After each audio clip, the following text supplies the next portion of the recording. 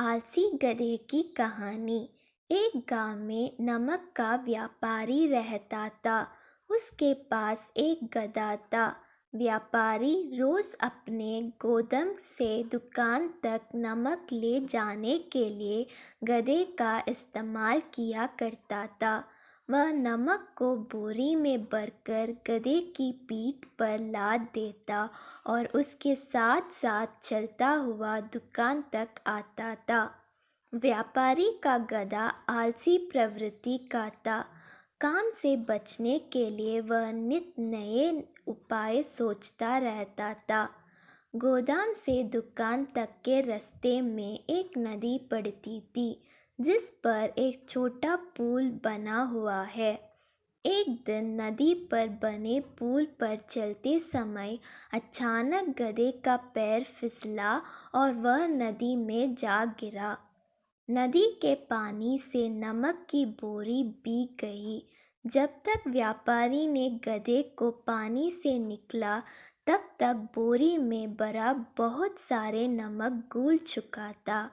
गधा जब चलने लगा तो उसे बोरी का भार बहुत कम महसूस हुआ और वह खुश हो गया। उसने सोचा कि अपने ऊपर लदा बोझ हल्का करने का ये बहुत बढ़िया तरीका है। अगले दिन वह जानबूझकर नदी में गिर पड़ा।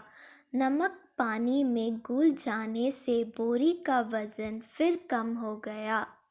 उसके बाद से वह हर रोज ऐसा ही करने लगा। रोज रोज गधे की ये हरकत देखकर व्यापारी उसकी चालाकी समझ गया। उसने गधे को सबक सिखाने का फैसला कर लिया और अगले दिन बोरी में नमक के स्थान पर रूही भरकर गधे की पीठ पर लाद दिया। रूही हल्की थी।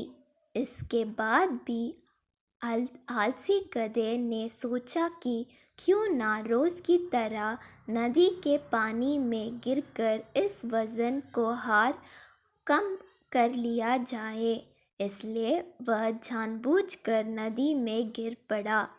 लेकिन इस बार बोरी में नमक नहीं बल्कि रूही थी।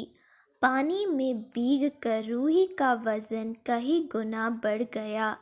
गधा जब उठकर चलने को हुआ तो इतनी भारी बोझ से उसका बुरा हाल हो गया।